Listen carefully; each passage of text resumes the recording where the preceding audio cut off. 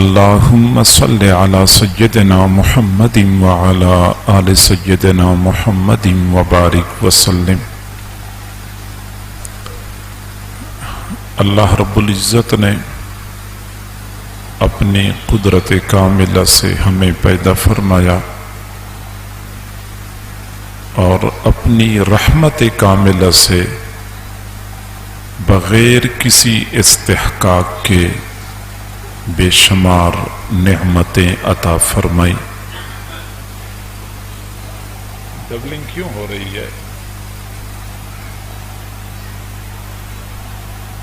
Eco بند کر دیں اور ڈبلنگ کیوں ہو رہی ہے؟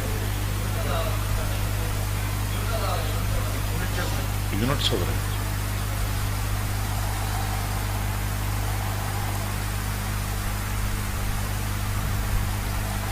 اللہ تعالی نے بغیر کسی استحقاق کے ہمیں بے شمار نعمتیں عطا فرمائی ہیں۔ وَإِن تَعُدُّوا نِعْمَةَ اللَّهِ لَا تُحْصُوهَا، اگر تم اللہ تعالی کی نعمتوں کو گننا چاہو تو تم ہرگز نہیں گن سکتے۔ اللہ کی نعمتیں بے شمار ہیں، تاہم ان نعمتوں میں سے بعض نعمتیں ایسی ہوتی ہیں جو بے مثل اور بے مثال ہوتی ہیں، ان کا کوئی بدل، کوئی نعم البدل نہیں ہوتا۔ ان میں سے ایک بہت بڑی نعمت ایمان ہے۔ اللہ رب العزت نے اس پرفتن دور میں مادیت پرستی کے زمانے میں ہمیں ایمان کی دولت عطا فرمائی ہے۔ یہ اللہ تعالی کا ہم پر فضل عظیم ہے۔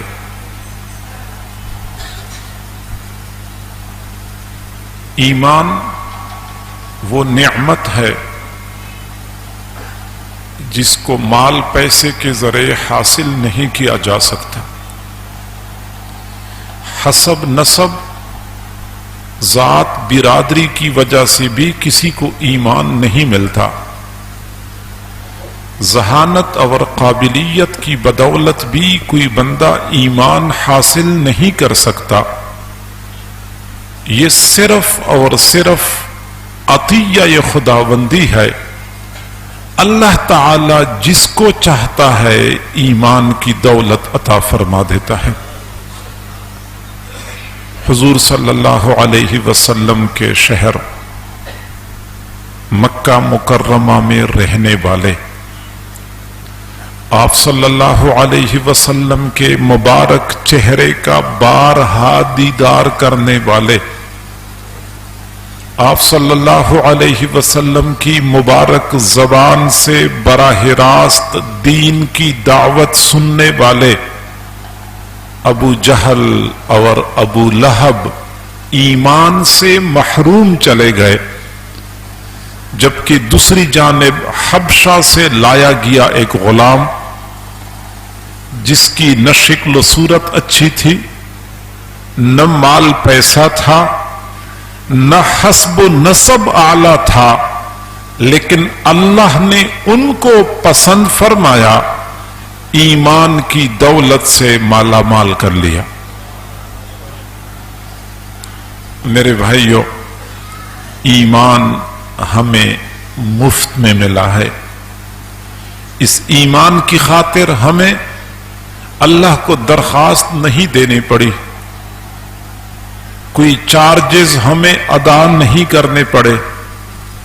ایمان کو حاصل کرنے کے لیے ہمیں سفر نہیں کرنا پڑا، چونکہ یہ نعمت ہمیں مفت میں اپنے گھر میں ملی ہے، اس لیے اس کی قدر و قیمت کا احساس نہیں ہے۔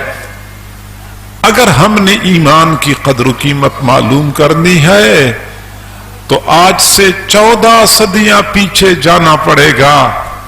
حضرت بلال سے پوچھنا ہوگا، بلال آپ بتائیے یہ ایمان کتنا قیمتی ہے؟ حضرت بلال صحیح بتا سکتے ہیں کیونکہ انہوں نے ایمان کی بھاری قیمت چکائی تھی۔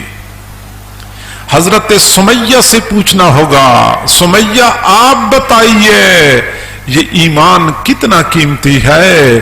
حضرت سمیہ صحیح بتا سکتی ہیں کیونکہ انہوں نے ایمان کی خاطر اپنی جان کا نذرانہ پیش کیا تھا۔ ان لوگوں سے ایمان کی قدر و قیمت پوچھیں جنہوں نے ایمان کو حاصل کرنے کے لیے، ایمان کی حفاظت کے لیے مشقتیں اٹھائی تھی۔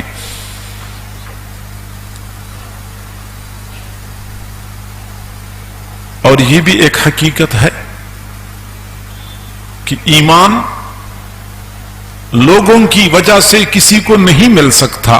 جب اللہ کا فضل متوجہ ہو جاتا ہے تو بندے کو ایمان نصیب ہو جاتا ہے۔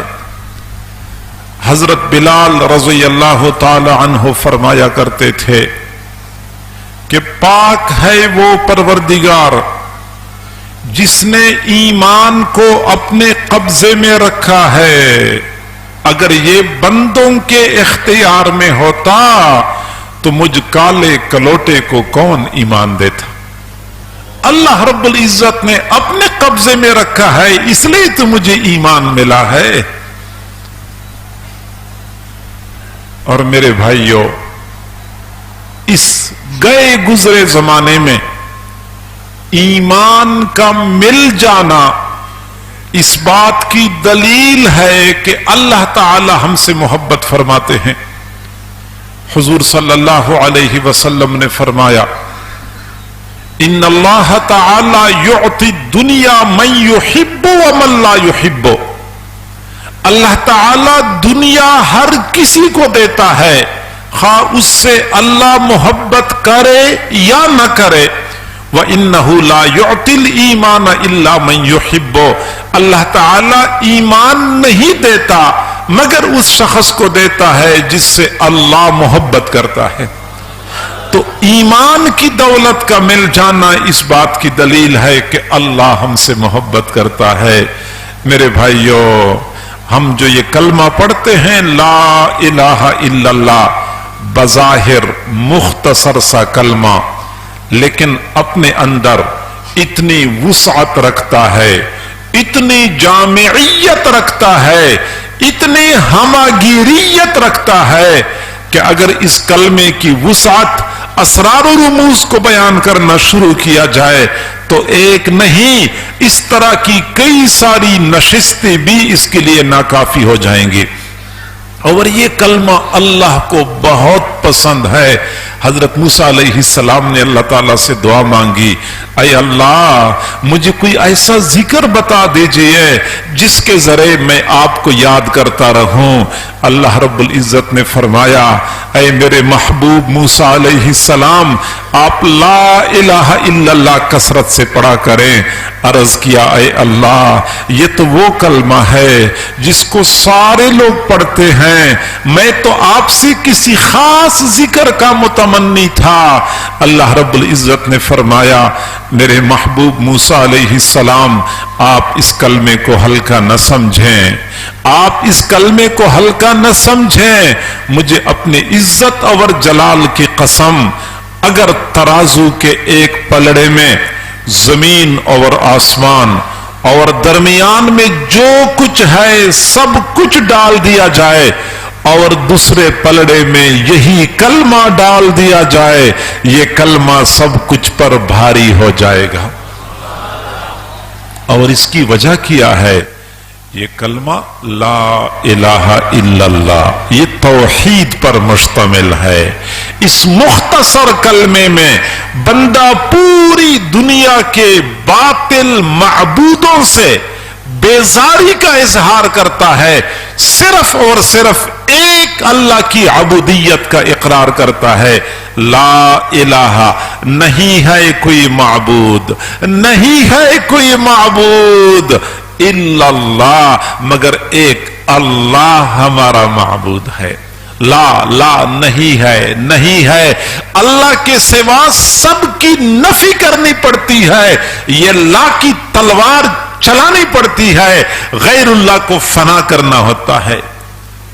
عشق کی آتش کا جب شعلہ اٹھا، عشق کی آتش کا جب شعلہ اٹھا، ماں سوا معشوق کے سب جل گیا، تیغ لا سے قتل غیر حق ہوا، لا کی تلوار چلائی تو اللہ کے سوا سب کچھ ختم ہو گیا، تیغ لا سے قتل غیر حق ہوا۔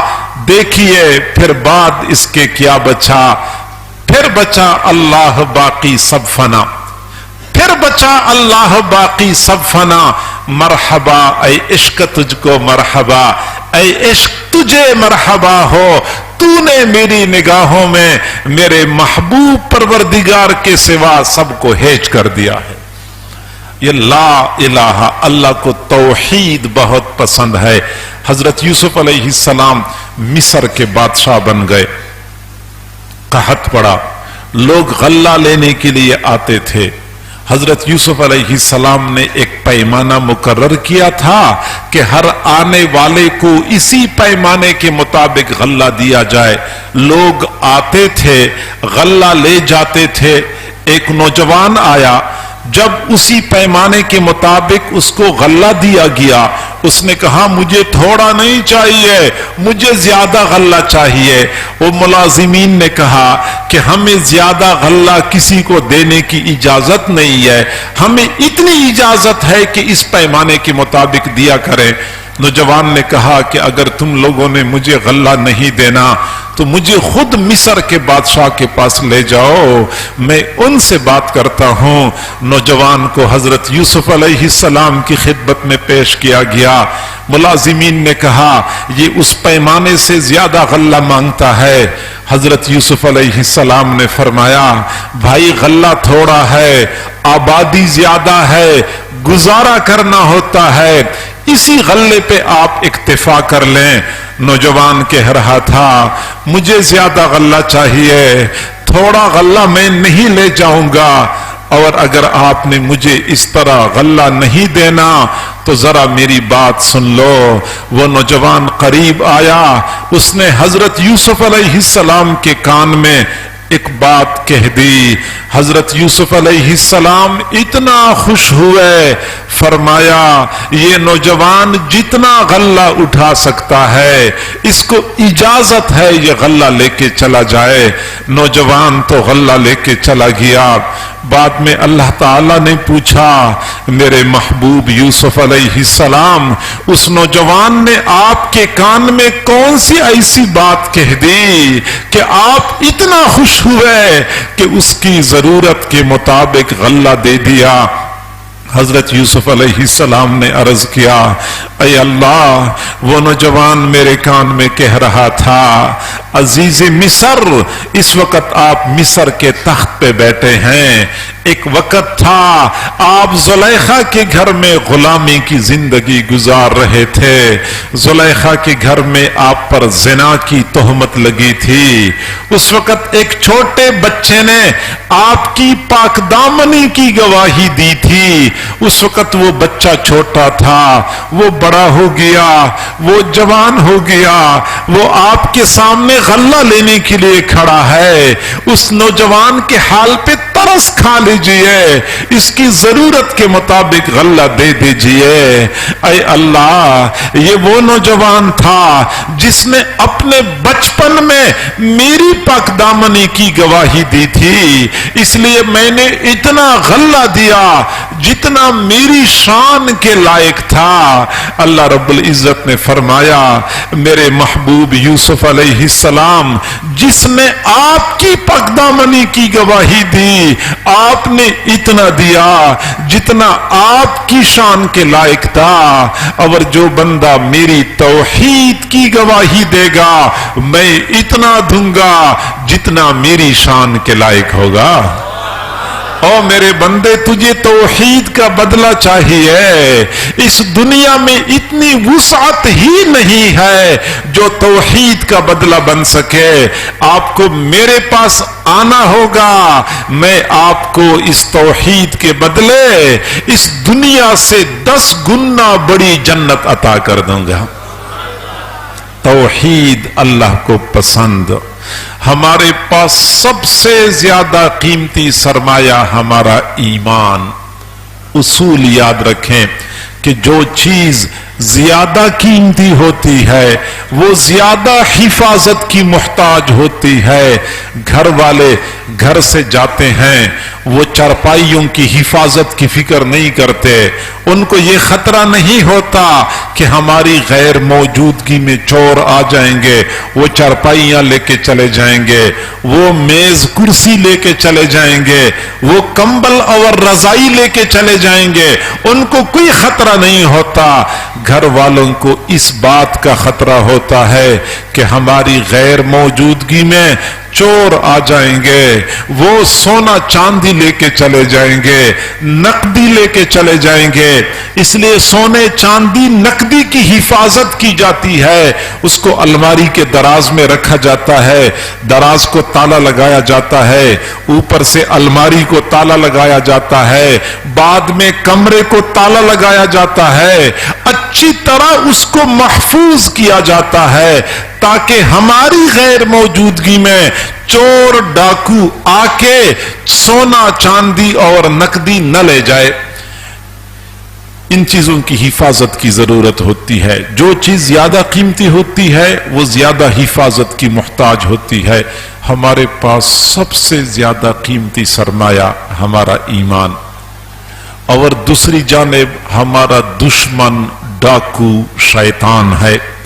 شیطان کی پوری کوشش ہوتی ہے کہ وہ کسی طریقے سے بندے کے ایمان پہ ڈاکہ ڈال لے اور بندے کو ایمان سے محروم کر دے۔ وہ پوری کوشش کرتا ہے بندے کو ایمان سے محروم کرنے کی، چنانچہ پوری زندگی شیطان انسان کا پیچھا کرتا ہے، اور ہر زمانے میں ایمان کی حفاظت کے لیے فکر مند ہونے کی ضرورت تھی، لیکن آج کی اس پرفتن دور میں ایمان کی حفاظت کے لیے فکر مند ہونے کی زیادہ ضرورت ہے۔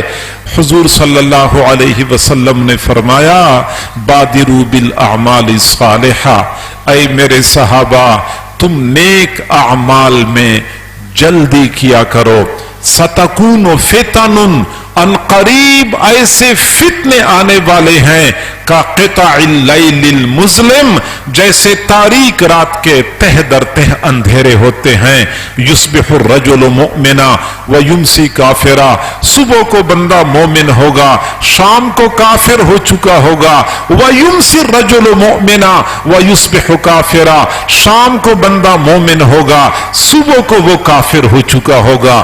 ایسے لوگوں کا ایمان خطرے میں ہوگا، صبح گھر سے نکلیں گے ایمان کی حالت میں، شام کو اپنے گھر لوٹیں گے تو ایمان سے محروم ہوں گے، شام کو اپنے بستر پہ جائیں گے ایمان کی حالت میں، صبح کے وقت اپنے بستر سے اٹھیں گے تو ایمان سے محروم ہوں گے۔ لوگوں کا ایمان خطرے میں ہوگا، اور آج وہی فتنے ہمیں اپنی آنکھوں سے نظر آ رہے ہیں۔ آئے روز لوگوں کا ایمان خراب ہوتا ہے، دین اسلام کے بارے میں لوگ شکوک و شبہات میں مبتلا ہوتے ہیں۔ مختلف چینلوں پہ، سوشل میڈیا پہ کچھ لوگ دانشور بن کے حقیقت میں لوگوں کا ایمان خراب کر رہے ہوتے ہیں، دین کا حلیہ بگاڑ رہے ہوتے ہیں۔ یونیورسٹیوں میں خاص طور پہ کچھ پروفیسر حضرات ایسے ہوتے ہیں جو بہت خوبصورت طریقے سے اپنے شاگردوں کے دل و دماغ میں الحاد اور لادینیت کا زہر منتقل کر رہے ہوتے ہیں۔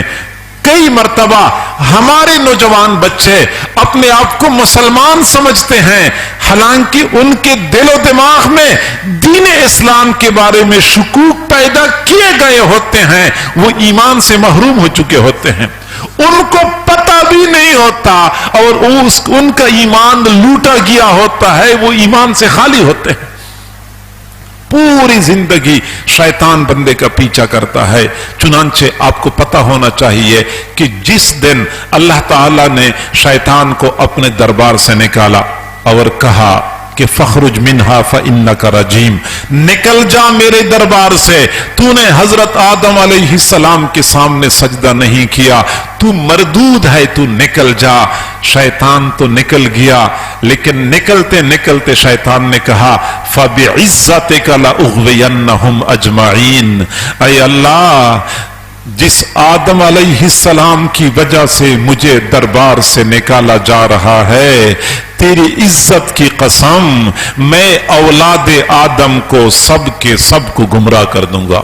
शैतान ने कसम खाई थी और आज तक उसी कसम को पूरा करने के लिए दिन रात एक करके मसरूफ अमल है।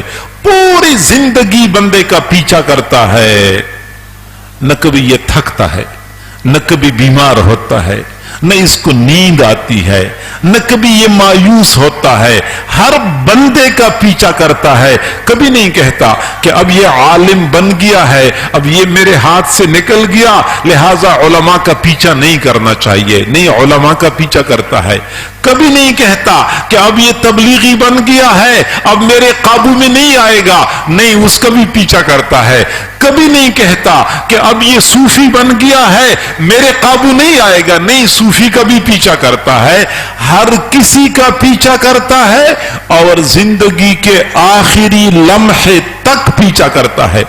और मैं कहा करता हूं कि इस वक्त तो ये खास कोशिश नहीं करता, असल कोशिश तो ये उस वक्त करता है जब बंदे के ऊपर मौत के सकरात तारी होते हैं और बंदे के अवसान खता होते हैं। उस वक्त शैतान अपना पूरा जोर लगाता है कि किसी तरीके से इस बंदे को ईमान से महरूम कर दिया जाए। शैतान को पता है कि मौत के सकरात के वक्त में अगर इस बंदे को ईमान से महरूम कर दिया गया, इसकी पूरी जिंदगी की मेहनत जाया हो जाएगी। और आपने कभी गौर किया है, इस वक्त हमारे होशो हवास बहाल हैं अल्हम्दुलिल्लाह, लेकिन होशो हवास की हालत में, जागते हुए बेदारी के हालत में शैतान हमसे गुनाह करवाता है, हमें पता भी नहीं चलता। पता हमें तब चलता है जब शैतान अपने मकसद में कामयाब हो चुका होता है। हम बाद में कहते हैं हाँ ये किया हुआ, शैतान ने मुझसे गुनाह करवाया, शैतान ने मुझे धोखा दिया। ये हम तब कहते हैं जब शैतान अपने मकसद में कामयाब हो चुका होता है, पानी सर से गुजर चुका होता है। तो इस वक्त जीते जागते होशो हवास की हालत में शैतान का मुकाबला करना हमारे लिए दुश्वार है। तो जब मौत का वक्त होगा, सकरात तारी होंगे, हवास ठीक तरह काम नहीं कर रहे होंगे, अवसान खता होंगे, उस वक्त शैतान से अपना ईमान बचा के ले जाना कितना मुश्किल होगा, हम इसका अंदाजा नहीं कर सकते। लिहाजा हमें चाहिए कि हम मौत के सकरात के वक्त अपने ईमान की हिफाजत के लिए आज से फिक्रमंद हो जाएं। और यही वजह है कि हमारे वो अकाबिर, हमारे वो सलफ सालेहीन जिनके सीनों में पहाड़ों से ज्यादा वजनी और मजबूत ईमान होता था, वो भी अपना ईमान बचाने के लिए फिक्रमंद होते थे। और हमारे पास तो वैसे भी कमजोर ईमान है, पता नहीं हमारा क्या बनेगा और हम अपना ईमान कैसे बचा के ले जाएंगे। मेरे भाइयों, नमाज की फिक्र करने वाले लोग बहुत ज्यादा हैं, रोजा की फिक्र करने वाले लोग बहुत ज्यादा हैं, ज़कात और हज की फिक्र करने वाले लोग बहुत ज्यादा हैं और फिक्र करनी चाहिए। लेकिन आखिरी लम्हात में अपना ईमान बचाने की फिक्र करने वाले लोग बहुत कम हैं। ہمیں چاہیے کہ ہم ان لمحات کے لیے فکر مند ہو جائیں کہ ہم اپنا ایمان کیسے بچا کے لے جائیں گے۔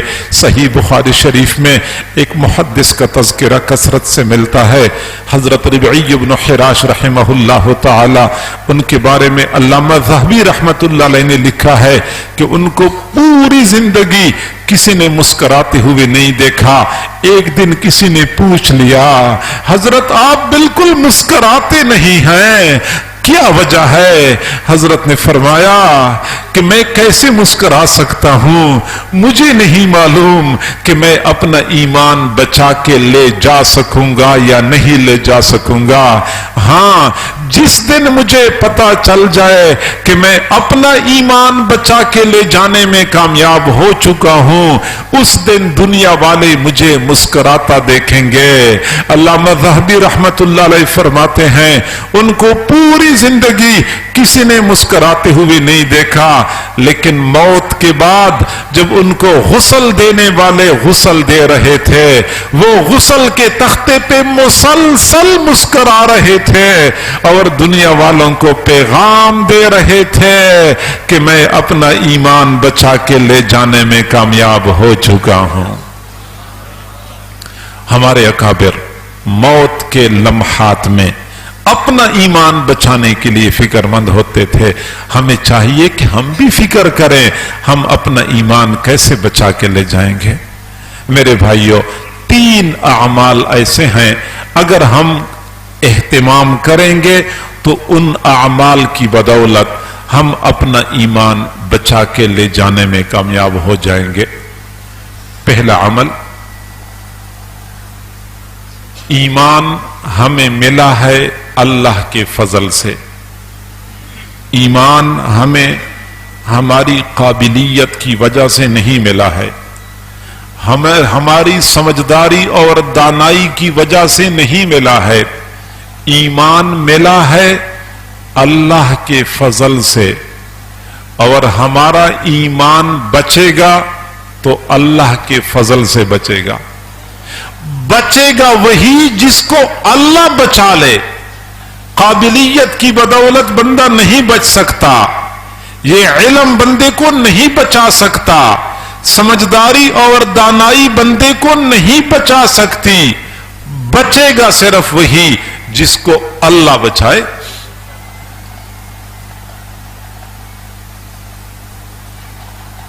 لہذا ہمیں چاہیے کہ ہم اللہ سے فضل کے طلبگار رہیں۔ اللہ تو نے بغیر استحقاق کے اپنے فضل سے ہمیں ایمان عطا فرمایا، اب اسی فضل کو دوام عطا کر دے، ہماری ایمان کی حفاظت بھی فرما دے۔ اور اس کے لیے ضروری یہ ہے کہ ہم اپنے اللہ کے ساتھ تعلق مضبوط کر لیں۔ تعلق مضبوط کرنے کے لیے ایک تو ہمیں نیک اعمال کا اہتمام کرنا چاہیے اور گناہوں سے بچنا چاہیے، ہمارا تعلق اللہ کے ساتھ مضبوط ہوگا۔ لیکن یہ مشکل کام ہے۔ میں آپ کو اس سے زیادہ آسان کام بتا دیتا ہوں کہ ہم گناہ کو چھوڑیں۔ اگر نہیں چھوڑ سکتے تو کم از کم ایک کام ضرور کریں کہ روزانہ 5 مرتبہ اللہ کے دربار میں حاضری اپنے اوپر لازم کر دیں۔ جو کچھ بھی ہو جائے، حالات جیسے کیسے بھی ہو، ہر حال میں 5 مرتبہ روزانہ اللہ کے دربار میں حاضری دینی ہے۔ یہ حاضری اپنے اوپر لازم کر دیں، اللہ کے ساتھ تعلق مضبوط ہو جائے گا۔ میرے بھائیوں، میں مانتا ہوں ہم بہت گناہگار، بہت برے ہیں، لیکن جب ہم اللہ کے دربار میں حاضری دیتے ہیں وہ دوری ختم ہو جاتی ہے، ایک مرتبہ پھر اللہ کے ساتھ ہمارا تعلق جڑ جاتا ہے۔ ایک آدمی فجر کی نماز کے بعد نکلتا ہے مسجد سے، فجر سے لے کر ظہر تک 8 گھنٹے 10 گھنٹے اللہ کی نافرمانی میں گزارتا ہے، لیکن جو ہی ظہر کی اذان ہوتی ہے یہ بندہ سارے کام کاج چھوڑ کے مسجد کا رخ کر لیتا ہے۔ جب یہ مسجد کی طرف جا رہا ہوتا ہے تو یہ اپنی زبان سے کچھ نہیں کہہ رہا ہوتا، لیکن اس کا دل کہہ رہا ہوتا ہے کہ اے اللہ میں بہت گناہگار ہوں، بہت برا ہوں، میں نے صبح سے لے کے اب تک تیری نافرمانی کی ہے، اے اللہ اب میں تجھے منانے کے لیے تیرے دربار میں حاضری دیتا ہوں۔ پھر یہ بندہ اللہ کے دربار میں آ کے کھڑا ہو جاتا ہے، سر جھکا ہوتا ہے، قیام کی حالت میں، رکوع کی حالت میں، سجدے کی حالت میں اللہ کے سامنے عاجزی کا اظہار کر رہا ہوتا ہے۔ اللہ کو ترس آ جاتا ہے کہ چلو جو بھی ہے میرے گھر میں آیا ہے، لہذا میں سلو کر لیتا ہوں۔ اللہ تعالیٰ سلو کر لیتا ہے، ظہر اور فجر کے درمیان جتنے گناہ ہو چکے ہوتے ہیں سارے گناہ معاف کر دیے جاتے ہیں۔ یہ ظہر کی نماز سے فارغ ہو جاتا ہے، عصر تک پھر 2-3 گھنٹے اللہ کی نافرمانی میں گزارتا ہے، لیکن جو ہی عصر کی اذان ہوتی ہے یہ پھر اللہ کے گھر کا رخ کرتا ہے۔ اس کے دل کے جذبات یہ ہوتے ہیں کہ اے اللہ میں بہت گناہگار ہوں، میں گناہوں کو نہیں چھوڑ سکتا، لیکن اے اللہ میں تجھے بھی نہیں چھوڑ سکتا۔ تجھے منانے کے لیے، تجھے راضی کرنے کے لیے ایک مرتبہ پھر تیرے دربار میں حاضری دے رہا ہوں۔ پھر یہ اللہ کے سامنے کھڑا ہو جاتا ہے، پھر اللہ تعالیٰ کو ترس آ جاتا ہے۔ ظہر اور عصر کے درمیان جتنے گناہ ہو چکے ہوتے ہیں گناہ ختم ہو جاتے ہیں، ایک مرتبہ پھر بندے اور رب کے درمیان تعلق استوار ہو جاتا ہے۔ جب یہ مغرب کی نماز کے لیے پھر آتا ہے پھر وہی طریقہ ہوتا ہے، عشاء کی اذان ہو گئی، جب یہ مسجد کی طرف آتا ہے اس کے دل کے جذبات یہ ہوتے ہیں اے اللہ میں کیا کروں، نفس اور شیطان مجھ پہ غالب آ جاتے ہیں، مجھ سے گناہ کرواتے ہیں، اے اللہ میں گناہ نہیں کرنا چاہتا لیکن نفس و شیطان مجھ سے گناہ کروا لیتے ہیں، اے اللہ میں گناہگار ضرور ہوں لیکن میں باغی نہیں ہوں، اللہ میں تجھے راضی کرنے کے لیے ایک مرتبہ پھر تیرے دربار میں حاضری دے رہا ہوں۔ جب اس طریقے سے یہ بندہ بار بار اللہ کے دربار میں حاضری دیتا ہے، آخرکار اللہ کو بھی ترس آ جاتا ہے کہ میرا یہ بندہ بھی عجیب ہے، نہ مجھے چھوڑ سکتا ہے نہ یہ گناہوں کو چھوڑ سکتا ہے، کیوں نہ میں اس کو اپنے مقربین بندوں میں شامل کر دوں۔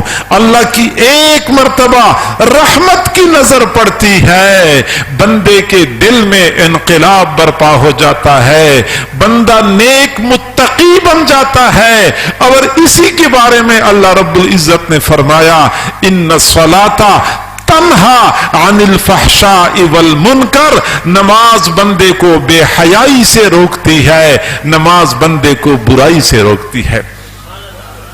جی ہاں اللہ کی طرف سے رحمت کی نظر پڑتی ہے اور بندہ اللہ کے مقربین میں شامل ہو جاتا ہے۔ وہ جدھر بھی گیا لوٹا تو میرے پاس آیا، وہ جدھر بھی گیا لوٹا تو میرے پاس آیا، یہی تو بات بھلی ہے میرے ہر جائے کی، میرا بے وفا دوست جہاں کہیں چلا جاتا ہے پلٹ کے دوبارہ میرے پاس آتا ہے، یہی میرے دوست کے اندر خوبی ہے، کہیں بھی چلا جائے دوبارہ پلٹ کے میرے پاس آتا ہے۔ میرے بھائیو جب ہم گناہ کرتے ہیں اللہ کے ساتھ ہمارا تعلق ختم ہو جاتا ہے، اللہ ہم سے ناراض ہو جاتا ہے، لیکن جب ہم اللہ کے دربار میں حاضری دیتے ہیں دوبارہ وہ تعلق جڑ جاتا ہے، آخرکار وہ تعلق مضبوط ہو جاتا ہے، پھر یہی مضبوط تعلق ہماری ایمان کی بقا اور حفاظت کا ذریعہ ہے۔ اور اس کے بالمقابل جو لوگ اللہ کے دربار میں حاضری نہیں دیتے، مسلسل غیر حاضر رہتے ہیں، تو آپ حضرات کو پتا ہے سکول میں یا مدرسے میں طالب علم ایک دن غیر حاضر ہوتا ہے، 2 دن غیر حاضر ہوتا ہے، 3 دن غیر حاضر ہوتا ہے، جب 6 دن ایک طالب علم غیر حاضر ہو جاتا ہے تو مدرسے والے اس طالب علم کا نام خارج کر دیتے ہیں، سکول اور کالج والے اس طالب علم کا نام کاٹ دیتے ہیں کہ اب یہ ہمارے سکول کا طالب علم نہیں رہا، یہ مسلسل غیر حاضری کرتا ہے، غیر حاضری کی وجہ سے بندے کا نام سکول کے رجسٹر سے کٹ جاتا ہے، مدرسے کے رجسٹر سے کٹ جاتا ہے۔ ایسے ہی جو بندہ اللہ کے دربار میں حاضری نہیں دیتا، غیر حاضر ہوتا ہے، اگلے وقت میں مؤذن نے بلایا کہ اللہ نے اپنے دربار میں آنے کا حکم دیا ہے، ہم نے دربار میں حاضری نہیں دی، عصر کے وقت پھر مؤذن نے اعلان کر دیا، او لوگوں اللہ کا حکم ہے اللہ کے گھر میں حاضری دے دو، ہم نے حاضری نہیں دی، غیر حاضر غیر حاضر غیر حاضر۔ آخر کار اللہ تعالی بھی اس شخص کا نام اپنے بندوں کی فہرست سے خارج کر دیتا ہے کہ اب یہ میرا بندہ نہیں رہا، یہ مسلسل غیر حاضری کرتا ہے۔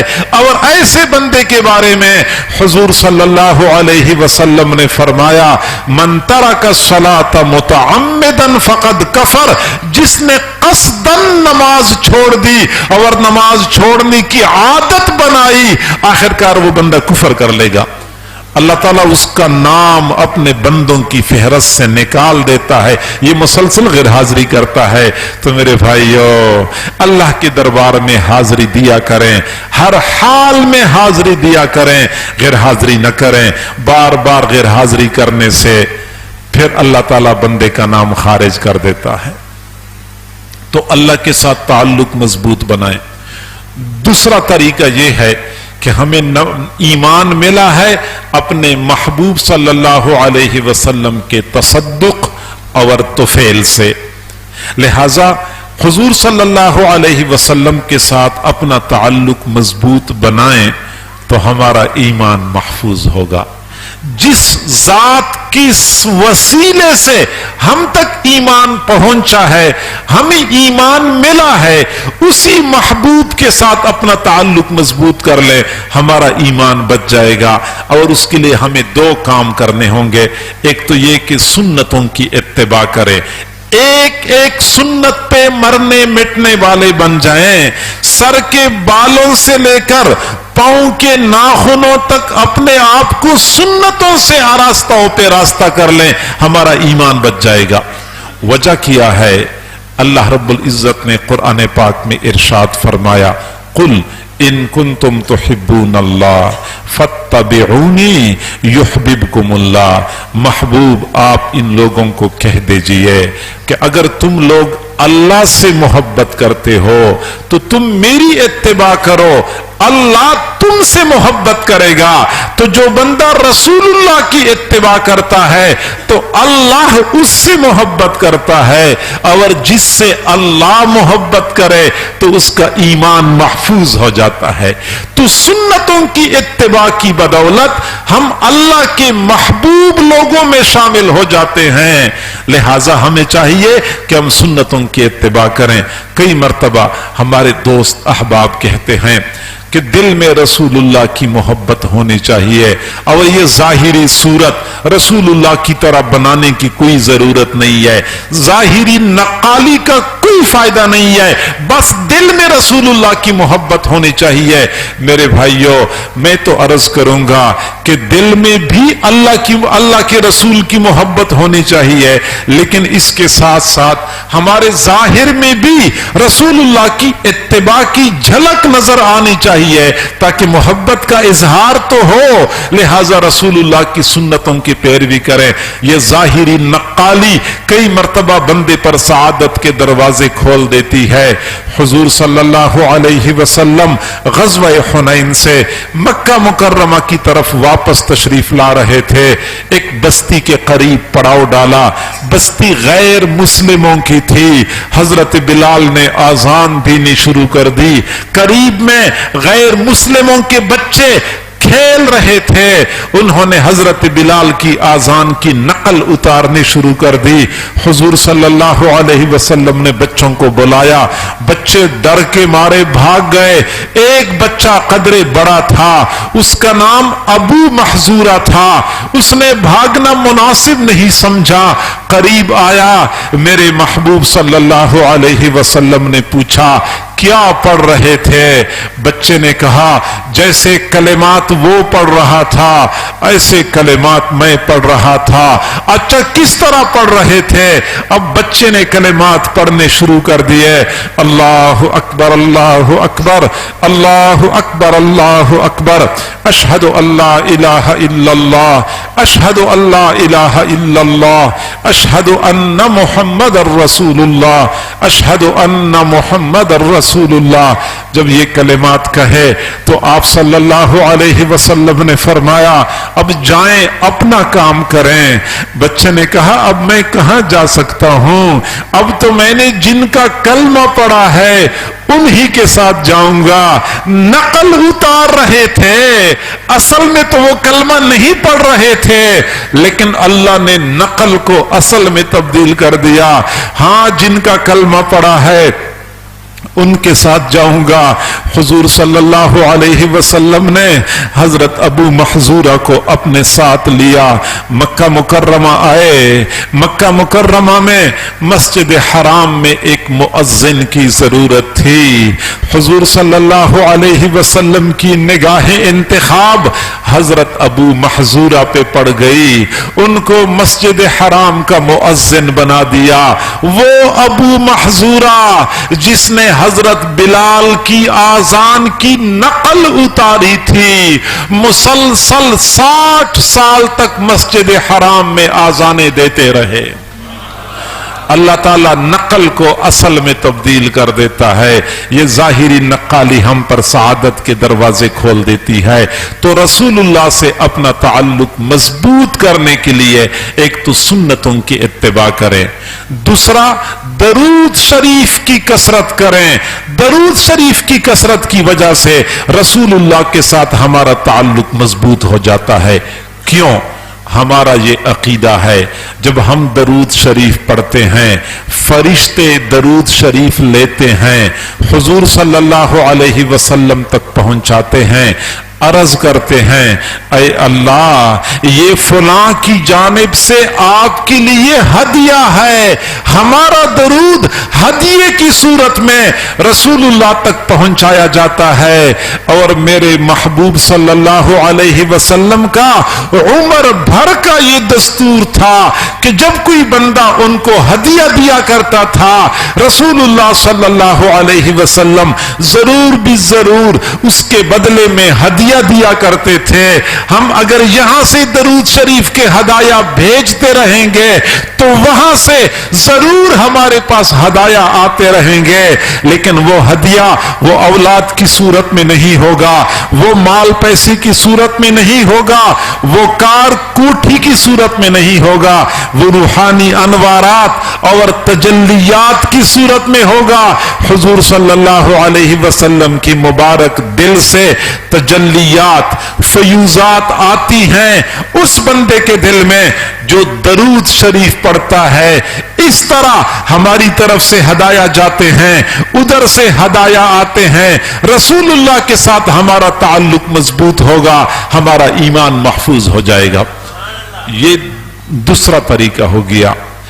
تیسرا یہ کہ ہمیں ایمان ملا ہے مسجد سے, ہمیں ایمان ملا ہے مدرسے سے, ہمیں ایمان سے متعارف کرایا ہے علماء نے, ہمیں اللہ سے متعارف کرایا ہے مشائخ صوفیاء نے.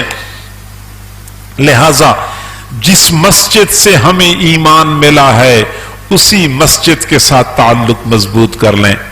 جس استاد نے ہمیں ایمان کے بارے میں بتایا ہے وہ مسجد کے قاری صاحب ہیں, وہ مسجد کے امام اور خطیب ہیں, उनके साथ अपना ताल्लुक मजबूत करें जिन मशाइख और सूफिया के जरिए इस पूरे बर्रे सगीरे पाक हिंद में ईमान फैला है और घर घर तक तौहीद की दावत पहुंची है, उन मशाइख और सूफिया के साथ अपना ताल्लुक मजबूत करें, ईमान महफूज हो जाएगा। उलमा के साथ ताल्लुक मजबूत करें मेरे भाइयों, उलमा का दामन थाम लें, ईमान बच जाएगा।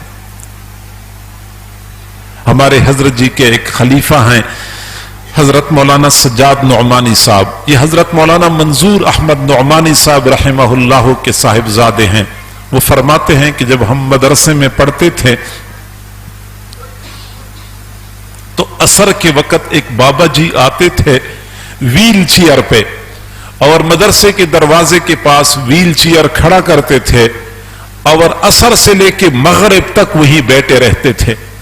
न किसी से कुछ मांगते थे, न किसी से कोई बात करते थे, सिर्फ आने जाने वाले तलबा और असातिज़ा को देखते रहते थे।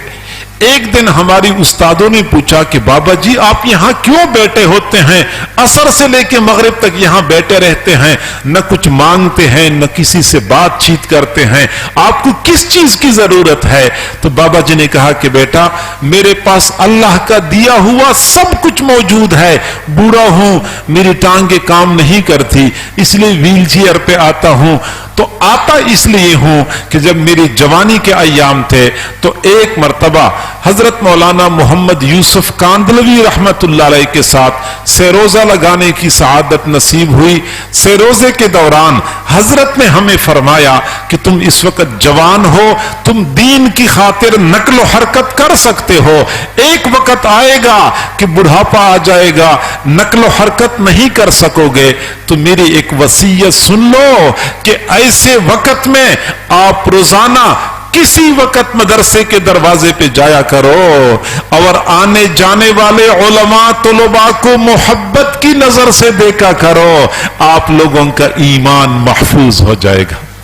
इन उलमा तलबा को मोहब्बत की नजर से देखने से भी बंदे का ईमान महफूज हो जाता है, बल्कि कई मर्तबा सीना ईमान से खाली होता है। किसी अल्लाह वाले को मोहब्बत की नजर से देखा, अल्लाह ताला ईमान की दौलत अता फरमा देते हैं।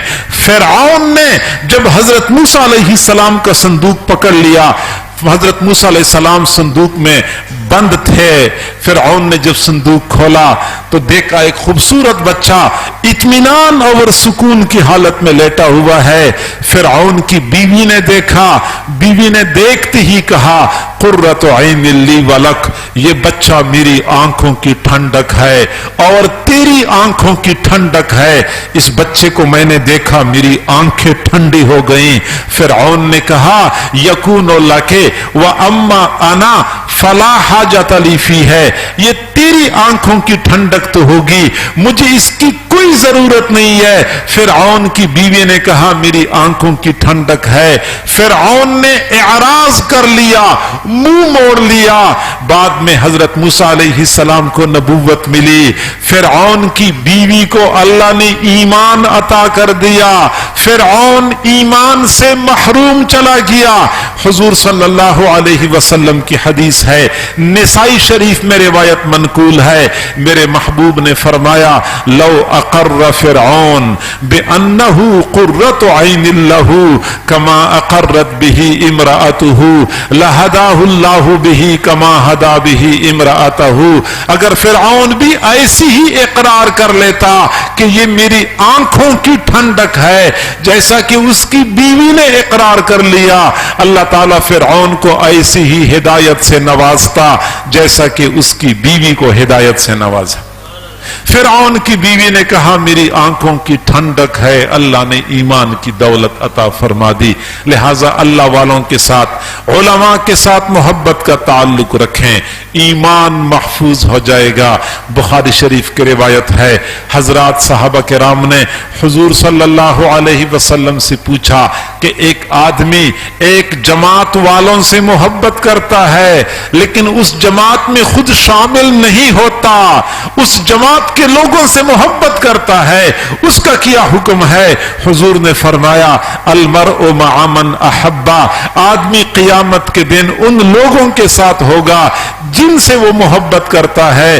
ہم اگر علماء طلباء سے محبت کریں گے، قیامت کے دن علماء کا طلباء کا دامن ہمیں تھمایا جائے گا، اور وہی لوگ خوش قسمت ہوں گے جن کو علماء طلباء کا دامن تھمایا جائے، اللہ والوں کا دامن تھمایا جائے، اس بندے کا ایمان محفوظ ہو جائے گا۔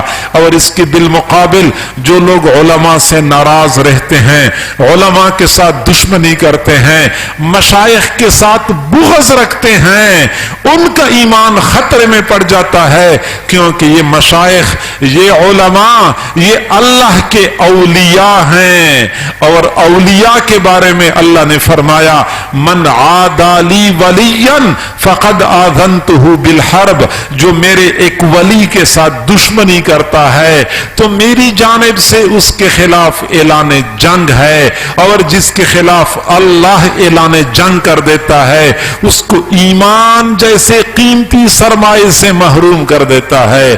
لہذا چاہیے کہ ہم علماء، مشائخ اور صوفیاء سے بغض رکھنے کی بجائے ہم ان سے محبت کریں، اتنی محبت کریں ان کو دیکھیں تو ہماری آنکھیں ٹھنڈی ہو جائیں، ہمارا ایمان محفوظ ہو جائے گا۔ اللہ تعالی ہم سب کو سمجھنے اور عمل کرنے کی توفیق عطا فرمائے۔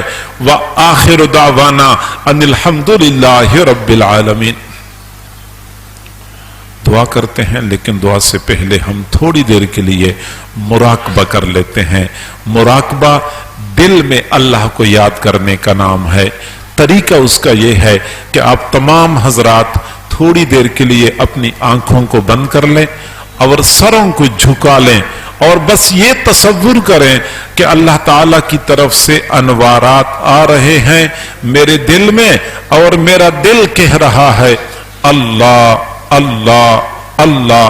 زبان سے کچھ نہیں کہنا ہوتا، بس دل کی طرف توجہ دیں کہ دل اللہ اللہ کہہ رہا ہے، میں اپنے کانوں سے سن رہا ہوں۔ اب تمام حضرات اب مراقبہ کر لیں۔